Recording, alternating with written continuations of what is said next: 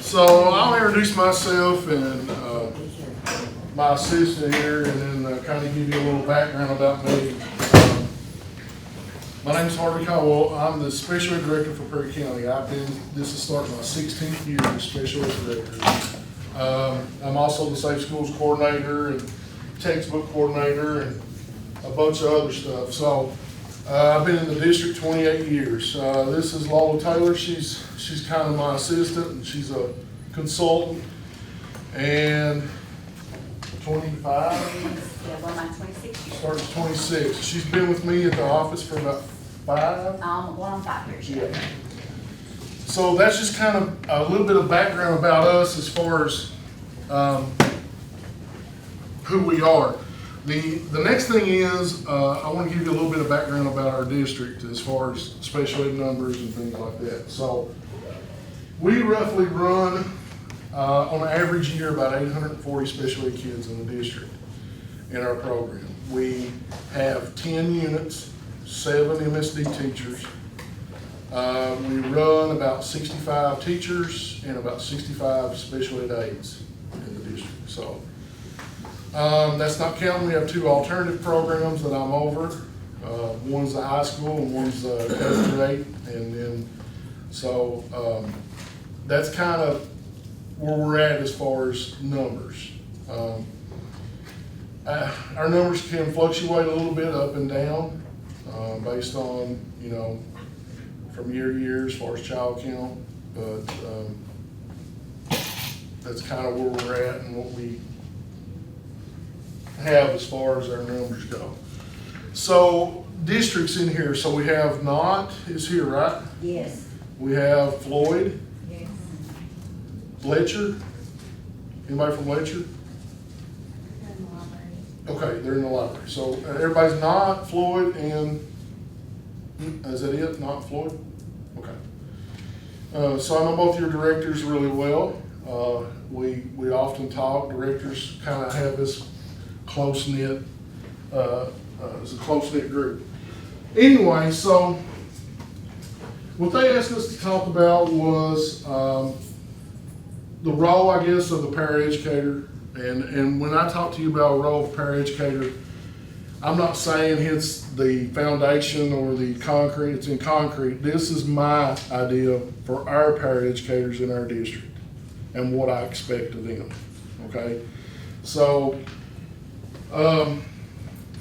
here's some things that we come up with, performing duties in a variety of, we have several one-on-one, I call them aides still, old school aides, in our district, okay? We have roughly 75 autistic kids in our district. My first year as director, 16 years ago, I had 5. So, again, we have one-on-one based on need. Of course, that's an ARC decision with the additional adult supervision. We have alternative program, elementary and high school, and then we do not call our units FMD units. We call our units alternate curriculum resource rooms. We try to take the word unit out of there. It's got a bad connotation with the parents. And so we try to do away with that word. Now, when I talk to teachers, I use that word because that's what they understand, and staff, but when it comes to parents, we try to use the curriculum resource. Again, we have about 65 total assistants within our program, and I try to tell principals to limit the special ed assistants doing regular ed assistant jobs. And what I mean by that is, it's important based on how you're paid, and some of our aides are paid out of IWB federal funding, where other aides are paid maybe out of general fund. And if that's the case, then that's why I tell our principals and administrators to watch that. Now, do I understand if we have a day where we're shorthanded, there's 20 teachers out, you've got 5 aides out, some kind of sickness is wiping your school out, do we have to step up and do what we got to do to make it through the day? I understand that. Yeah. but I don't want that to be a regular, everyday occurrence. Attendance is extremely important because what happens is if we've had a kid who's got an assistant who directly works with them and they are out, then we are in violation of the IEP not being implemented because that's part of the IEP.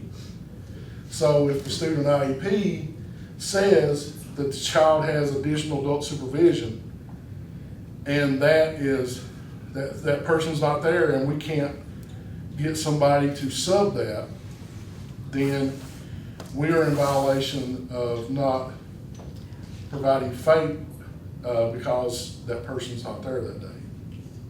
So it kind of puts us in a bind. So that's why I tell classified, just like I do certified, every day that you miss is a day you can't get back. I tell teachers that all the time. Every day you miss is a day the kids have lost and you can't get that back. Because a sub is not like a regular teacher. Every day an assistant misses is a lost day. You can't get it back. So the other thing is, you only have a number of days that you can miss anyway. And then you get up and then you start getting your pay cut. That's why I tell ours. I don't understand some of ours that miss some and then their pay's being cut. I was like, what are you working for?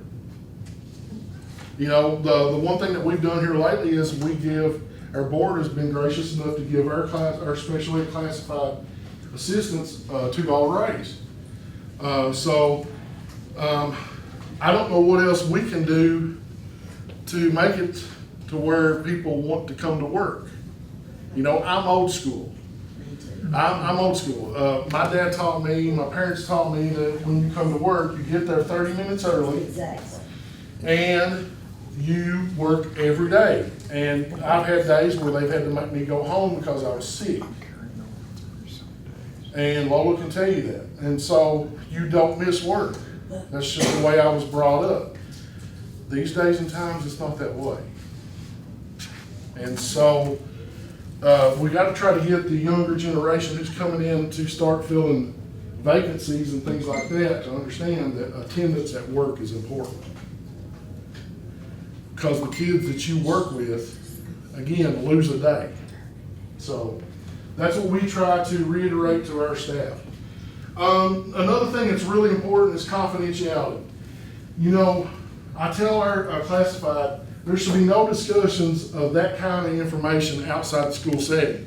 And I'm talking about like when you run into someone at Walmart or Food City or wherever you're at, and you run into John Doe's parents, and then you're saying, you won't believe what's going on with so-and-so. You can't be doing that. If that gets back, that is a violation of that child's right, and that is a violation of confidentiality. So you got to be careful with that. I tell teachers and I tell our assistants, less is more. Sometimes it's just best not to say nothing. And sometimes I'm sure we all have opinions about things, and Lord knows I do. But sometimes you just got to keep your opinion to yourself. You know what I mean? That's what I try to reiterate to our staff, and I think Lola will vouch for that I'm always telling our staff, you know, even in special ed meetings, you know, you as a paraeducator could be a part of a special, of an ARC meeting, especially if you're working in a one-on-one case with a student. And I tell our teachers and our paraeducators in meetings that a lot of times less is more. Okay? And so they're like, what are you talking about is, you know, sometimes you just gotta be quiet and listen. That's what a lot of times parents want you to do when you're in those situations, is listen. And sometimes we don't do enough of that. We wanna make sure that we're the ones that are doing all the talking, and that's not necessarily the best way to handle those situations. The other thing I tell them is, if you've got time to gossip, then you need more work to do. Okay? So that's one of the things, Lola and I always agree on this, is that If there's a lot of gossiping going on, then somebody doesn't have enough to do. So that tells me that maybe the ball's being dropped and that there is not all the fulfillment of the job responsibilities and duties are not being fulfilled. So that's what I tell our staff is, if I get a report, well, I call them and say, so-and-so said you're doing a lot of gossiping. And I'll talk to them, and Lola can tell you, I'll be straightforward. I have no problem doing that. I'll be good to you, but I also will be straightforward with you. And I'll tell them, if you've got time to gossip, then somebody's job's slacking, okay? Then the child's missing out. Yes, I agree. So that's what we tell theirs. I tell them that their job is to assist the student, not to complete whole tasks for them. And so it's called an assistant. That doesn't mean that you, as an assistant, are doing, if Johnny's trying to do his math problems and you sit there and do the math problems for him. That's not what that means. You assist them based on what they need. And so it's hard to get paraeducators to understand that it's not about doing the work for the child. It's about assisting with what they need to complete the work, if that makes sense. So that's the other thing I tell them. Did you talk? Yeah, it's just a caller. So next, okay, what are the roles and characteristics? Go on. Okay, right here's some things that we came up with that this is from our list. So this is what Lola and I go over with our paraeducators and what we expect them to do as far as complete assignments given by, here's what I tell them. If you're working in a unit setting, or we call them, again, an alternative resource curriculum classroom, the teacher's the boss. They're the certified personnel in that classroom. We always tell them that they have control, so they are doing what the teacher is asking them to do, okay? I don't want it to come across like the teacher's doing it, so you better do this, or it's more what the teacher needs them to do. So we ask our teachers or our assistants to complete safe crisis management training. If you can't do the physical restraint side of that, which we've started our research today, we ask that they do at least the theory only side of it, because it's important. A lot of good strategies come from that. So let's see. For staff that's grandfathered, they do have to complete that portion. We ask them to meet the deadlines when they exist, because that's a problem with some people, is there may be a deadline set, and Even like submitting your time or Yes. just stuff like that that you need to do for payroll, that's part of deadlines, that's part of your job as well. So, some staff sometimes are slacking with, submitting their time for payroll, we have to remind them, all that plays a role in what you have to do And daily. they, some staff are like, well, why do I have to do that? Because that's the way it's done. We have ASOP in our district. If you don't go in and clock in and out, you're not getting paid. I don't know about you, but I have to have my money. So, yeah, go ahead. I'm sorry. No, go ahead. I seen on that the grandfather did, exactly what does? That means if you, like the year before, if you had done the training, that's what we're talking about, then you just have to redo the research side of it, not the whole training, but that's what we're talking about. Grandfathered in, we call them grandfathered in. If you do it from the year before. Does that make sense? That was a safe What if crisis you- management training. Okay, what if you get to the point where you can't take a student down? Are you still able to work in that unit? Yes. Okay. Yeah. I've had. We do not keep people that can't, we do not allow that to hinder them working in that setting, if that makes sense. We do have assistants that couldn't take down people in our, and I get that. And here's the thing, I'm not gonna kick to the curb, we gotta have those people too. That's why I tell you that, to me, here's the thing, and I was telling our SCM trainers this morning when we were doing the training up there, I was up there this morning to kick off our research.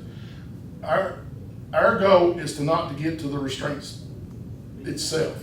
The goal is to de-escalate it so you don't have to do the restraint. That's the goal. That's why I tell our staff the de-escalation in theory only is the most important part, because you don't want to get to the restraint side.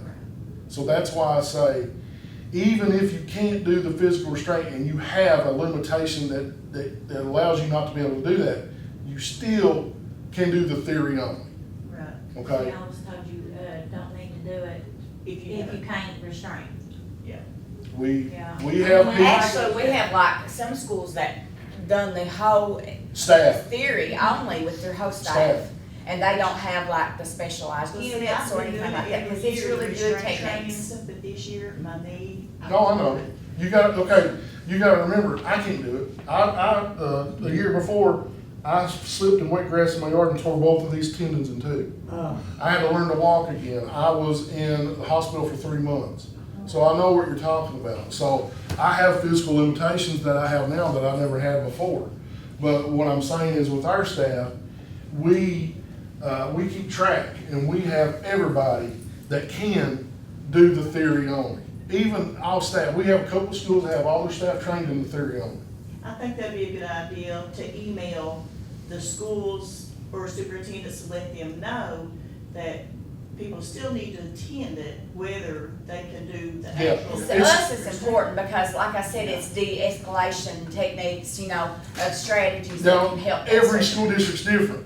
And with us, of course, my superintendent allows me to oversee. So, and so what I think's best is that, and we have principals that have bought in and wanting their staff trained, but it does you no good to be in a setting like that and not have the theory, at least the theory side of it. Nobody gets restraint trained know. except for the people, the paraeducators in Yeah. our classroom. Even the We have, teacher. but no, we do not limit that. We open that to everybody.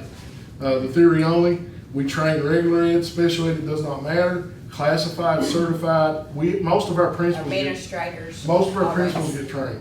And so I have 3 trainers in my district that are trained. And so it's easy for us to train our staff, but that's the way we go about it.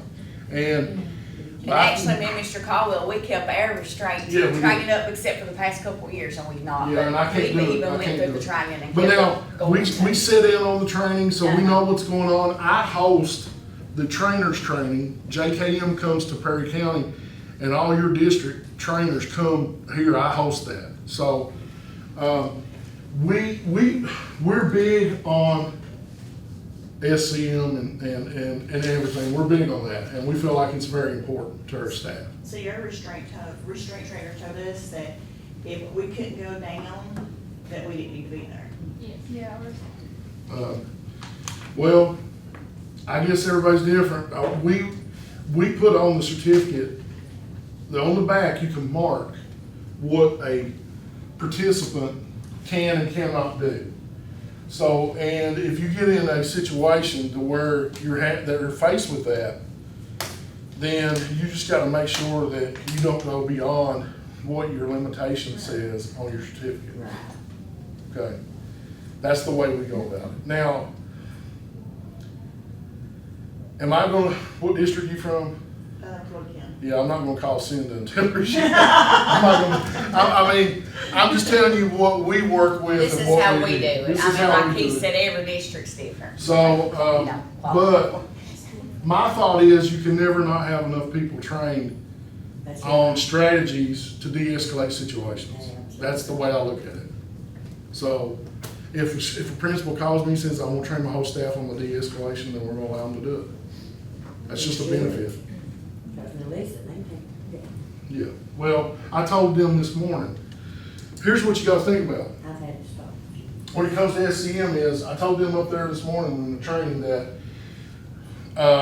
you have staff that sometimes think, well, I've not had the SCM, I've not had the de-escalation, I've not had any of the theory, I've not had any of the physical restraint, and you got two kids beating the crap out of each other over here. Well, I've not had that, so I'm just gonna walk on by and let that go on. Well, no, there's something called,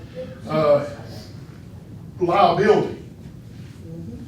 And not having SCM restraint to use that as a get out of jail free card and not to break up a kid or to help a kid who is in need that's gonna hurt themselves or do harm to somebody else, that's not the way that works. That's called negligent. So we tell our staff, why not do the theory only?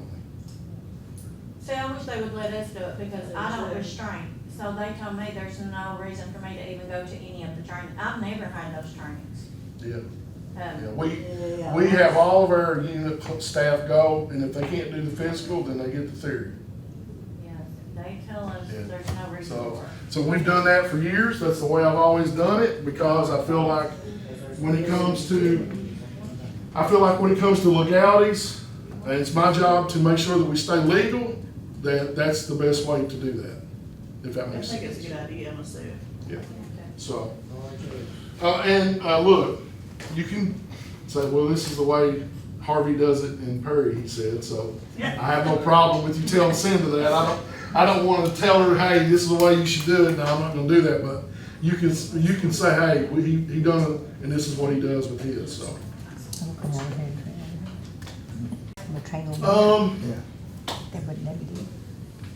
Okay, we have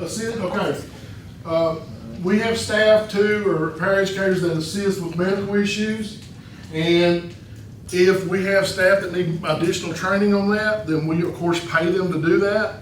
And they do get additional training. So you may have kids with physical ailments and disabilities that may require additional medical services. And so our assistants understand that if they're working with those, they have to get some additional training, then we pay them to do that. And so we will also tell our staff to make sure if they're in use of equipment and supplies that they take care of that. That's their responsibility, to treat that as you would treat your own at your house. Follow chain of command. We have some staff sometimes that has a problem with this. It's probably not good policy for me to get a phone call and you've not talked to your principal or your teacher about the issue. Because the first thing I'm gonna say is, have you talked to the teacher, have you talked to the principal? Because it's gonna have to go back there anyway. In the end, I'm not the principal. And the way we work together in our district is, I don't tell a principal what to do or not to do. I advise the principal on what to do to stay legal. Because we look at it, administrators are there every single day, and that is their building, and Yeah. the way they do their operations and their duties of their staff is best interest of their building, and we're not there every day. We're at central office, we travel to schools, but we're not there every day. Well, So we give guidance, and then in the end, the administrators takes that guidance and can deliver what they want to. So I always tell the classified staff is, I'm never going to deal with an issue that at a school and the principal not know about it. I was a principal, okay? I was there, I know. As a principal, I have a right to know everything's going on in my building. And the first thing I'm gonna do if the assistants call me with an issue and they've not talked to them is I'm gonna call the principal. And I make no ifs, ands, or buts about that, because they are in control of that. That's what I mean by following chain of command. And back in the day, when I came into the business, I didn't even talk to anybody at central office. I was afraid. Back in the day when I first became a teacher, you didn't talk to people at central office. Now it's like anybody doesn't care, they just call. And back in the day, that didn't happen. My first year as teacher in this district, I didn't talk to the special ed director. Not one time. You didn't. You didn't call. If you had a problem, you talked to the principal. And that's where it stopped. And so I know those days have kind of gone by the wayside, but we try to reiterate that the chain of command is still important. It means a lot. Daily schedule, we usually try to have our classroom teachers to make sure that assistants have a daily schedule, so they know what they're doing throughout the day, and that's been covered with them. And then we like to have staff who value the value of teamwork, because it's not about me, it's about we. So we try to reiterate that. Complete and thorough in paperwork, that's what Lola was talking about. And then punctual and regular in attendance, and with giving notification. That's the other thing too. Sometimes we have had staff who have not showed up for work, and then the principal's not been called, nobody knows why they've missed. That's not good, that leaves a bad taste in my mouth. Yeah, so I don't like that.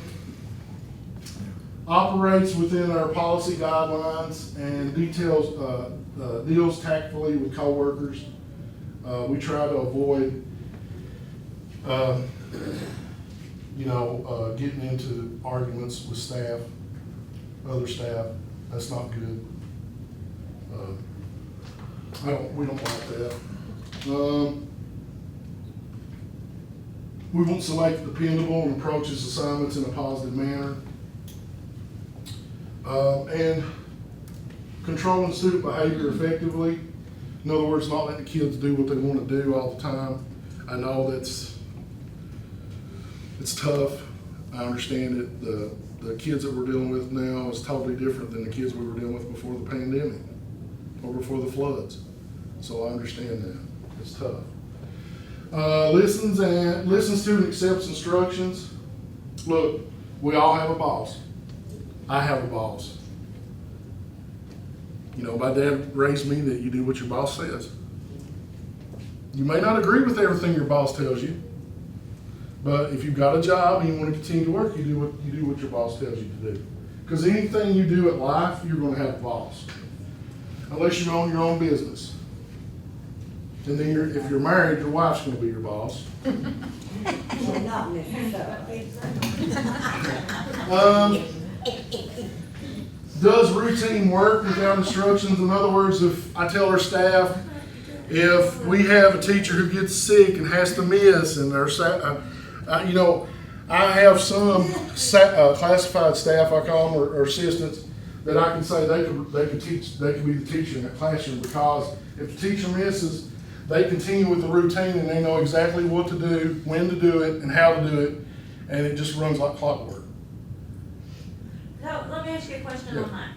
The teacher that we had thought that she could not even step out to go to the bathroom with 6 aides in the room unless there was a certified teacher. If our teacher needs to go to the bathroom and we've got 6 aides in there, they can go to the bathroom. Exactly. So it's not, we have to be watched by No. certified 24/7. I mean, I'm not gonna sit there and tell the staff they can't go to the bathroom if they need to go. I mean, come on, we gotta think logically on that stuff.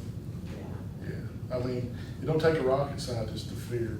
She really thought she would have to get a certified, and she retired this year. She'd been there 110 years. Well, No. I mean, more power to her. If she'd been there 110, she should have went about 50 years ago. But no, I get it. For our classes that have multiple aides in there, we don't have a problem with them stepping out and using the restroom. I wouldn't say nothing about that. And what about when they go out to the gym? Is the paraeducators allowed to take them to the gym alone without? We've had paraeducators get them to the gym, but I also would want to make sure that the teacher would be there if you're doing a classroom setting there. You know what I'm saying? Just for, Just playtime. playtime. Yeah. We have paraeducators that walk kids. I'm pretty sure Yeah, we do. But, they're certified that, if it's They're gonna be there around. for a long period of time or, extended. Our certifieds they're around, so it's not like they're just gonna say, "Hey, walk them," and then them disappear. That's well, not the like the way. teacher feels, something can happen and she be in trouble. Yeah. Yeah.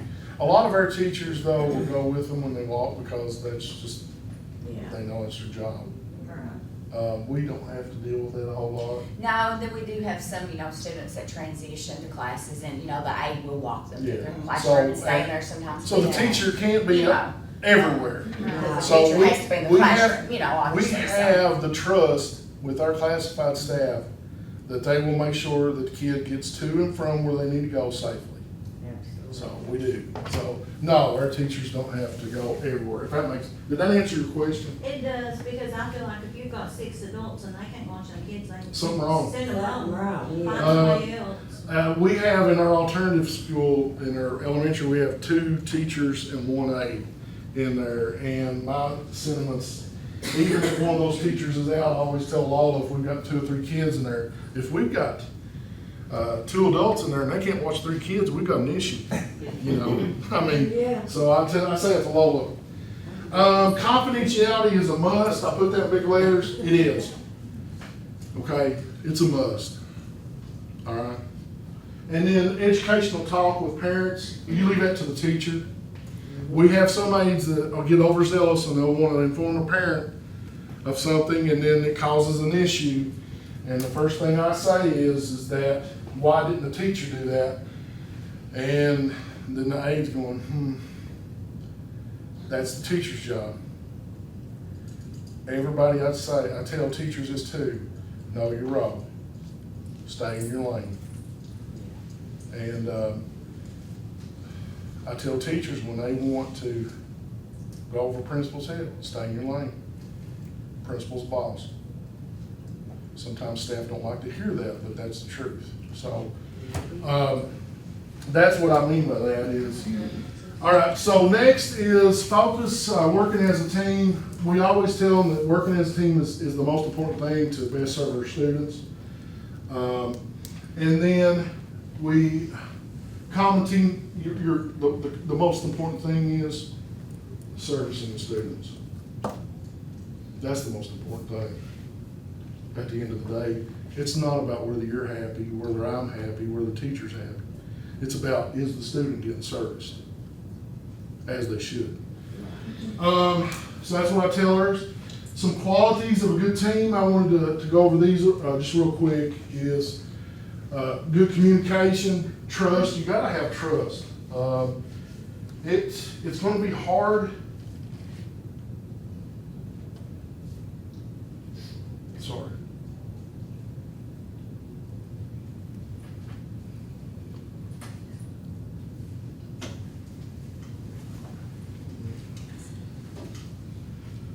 It's going to be hard if you don't have trust. A valued membership, respect, flexibility, common goals. So here's a list.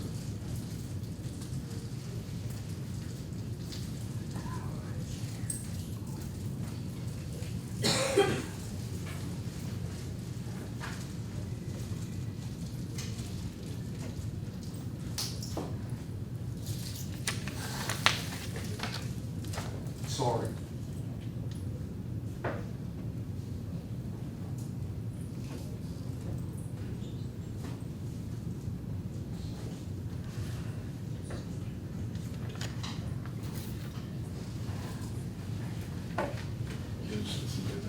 Okay, sorry.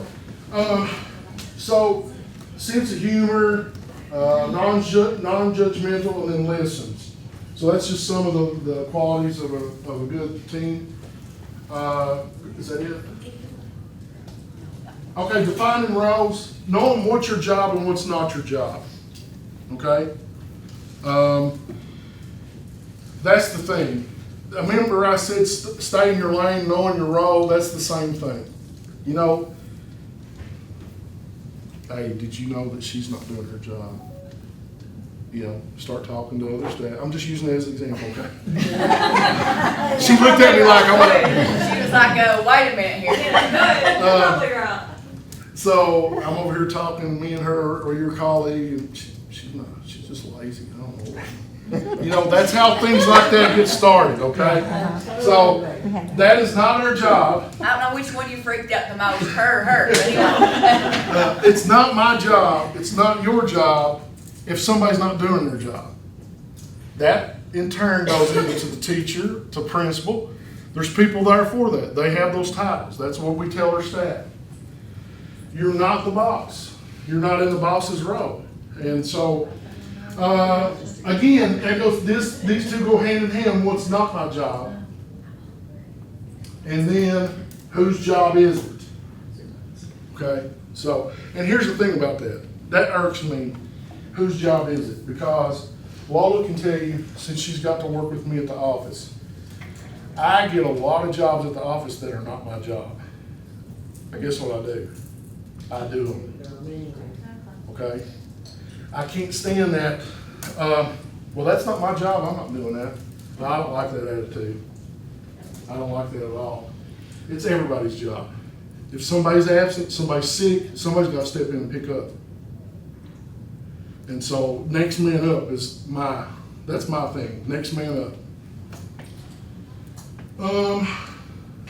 The teacher's role, again, this is just, some things that we listed. I don't think these, we wanted to put them in there so you would know, and if you want a copy of this PowerPoint, I'll be more than glad to email that to you. You can email me, and I'll leave you my email address here at the end, and then I'll get this PowerPoint to you. I'm not gonna go into all of those, but we put these in That's here. just an overview. I mean, of course, the teacher has tons of roles, just Right. like we do, you do. But at the end of the day, these are just an overview of the basic things that they need to do daily. Can I leave my email and just email it to you? Yeah, we might can write on the board here his email address and I like got some have a picture information. of it or something, so I'll try to do that here in a minute, that way you all have it. All right, what are some questions? Yeah, we've got some more there. I'm not gonna go, into the rest of that. I just want to see if there's any questions. Cause we could talk all day about the rest of this. The one thing I will say is, we tell staff, if you're working with a kid one-on-one, make sure you're with that kid.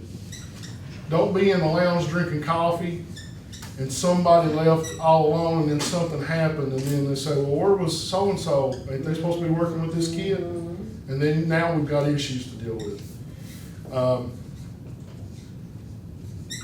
Don't do the work for the student. Again,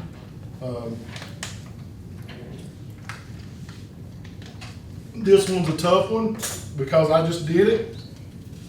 I was on my phone, but I had an important text that I saw.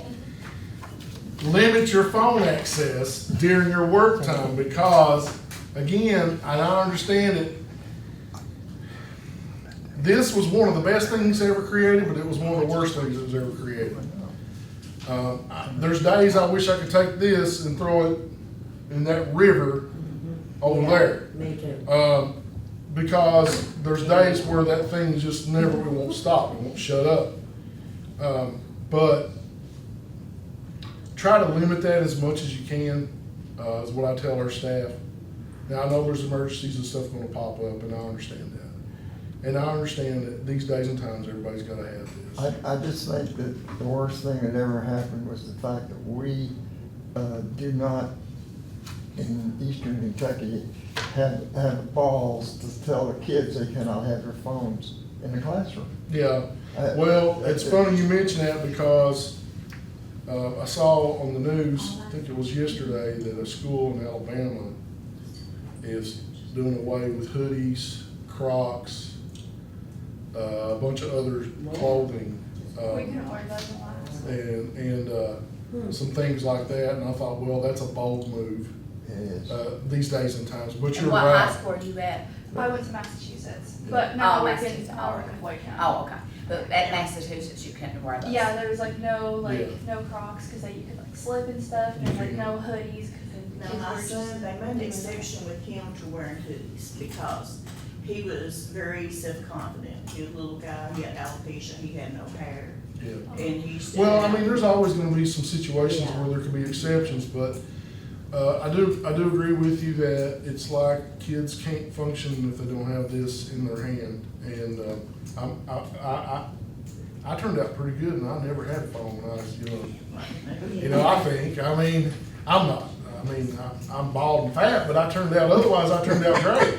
And I never had one of these till I got up, up and, I don't even know, see, my first year of teaching, I don't even know if these were even No, they had the bag phones at one point. I had the bag phone. You know, that tells you, I mean, so it amazes me that kids can't function. And just to give you an example, my two grandkids, they'll be coming down to the house visiting, and I'll be looking, and one's on my phone and the other one's on my wife's phone. So I don't, you know, TikTok And when we is- started teaching, we didn't even have computers to type our IEPs or nothing, we had to use paper, so, Oh, yeah. I remember computers with little floppy disks. Yes.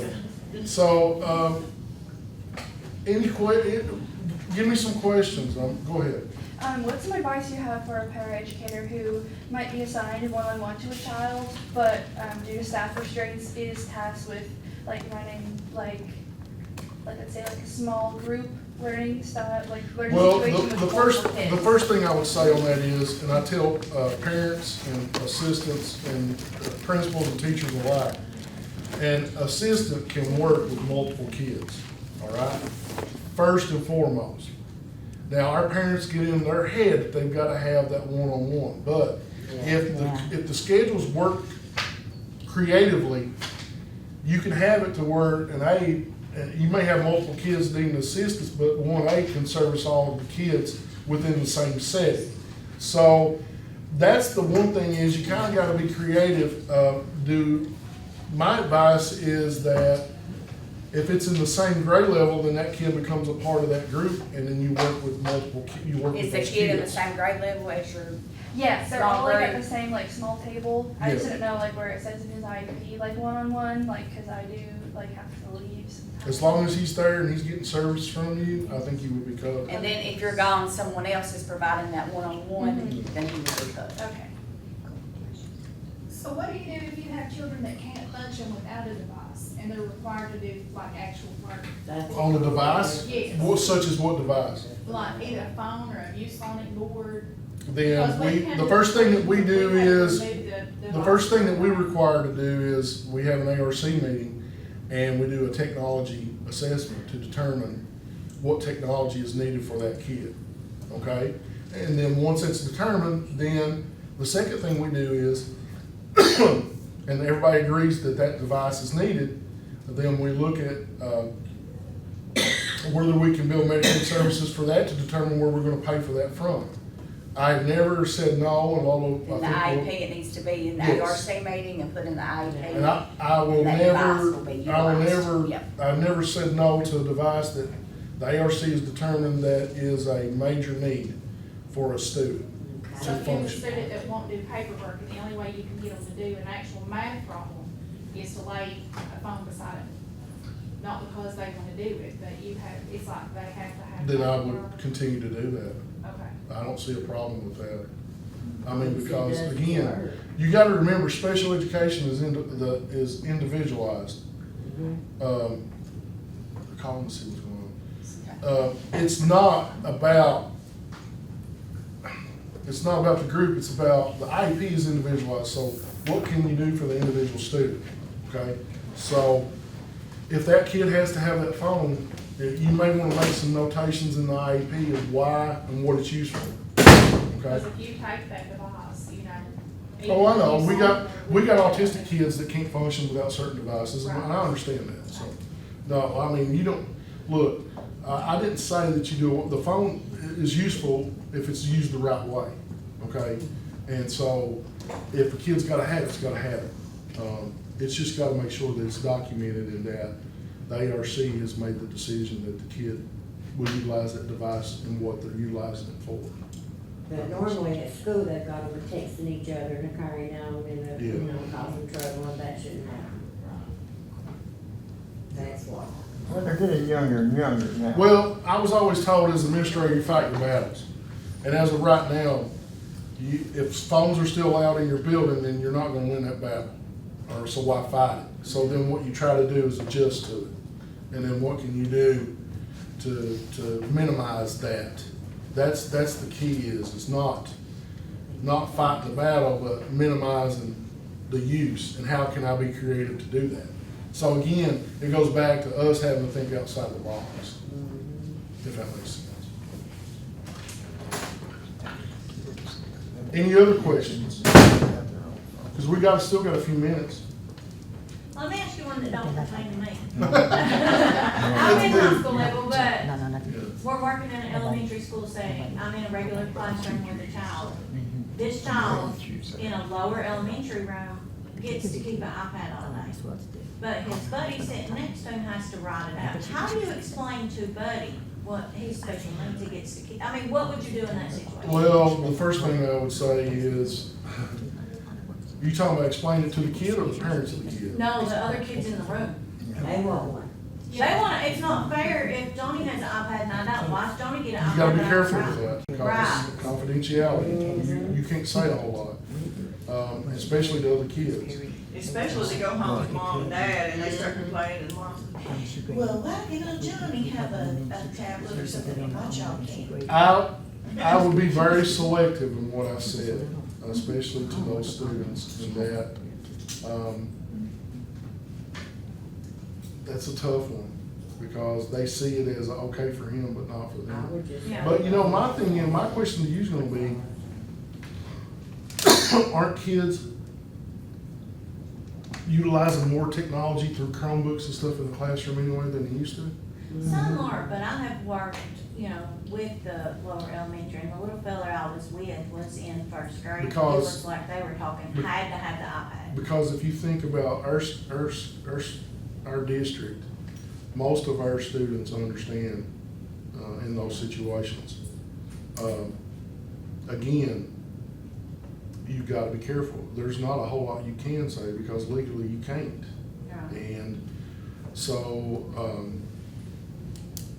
I get it. And even if the parent calls, there's limitations that the teacher and the principal can, Yeah. you know, tell them as well, because you're dealing with confidentiality. You know, of I would the just conversation. tell the kids, look, that's part of that child's curriculum. And I would leave it at that. That's all I would say. And if I kept going on, I would just like, you need to talk to the teacher, and then if it gets, then they need to go to the principal, but I would tell them that, you know, that's needed for that child to access curriculum and be done with it. And, I would be very limited, because you gotta worry about confidentiality in that situation. You gotta protect yourself.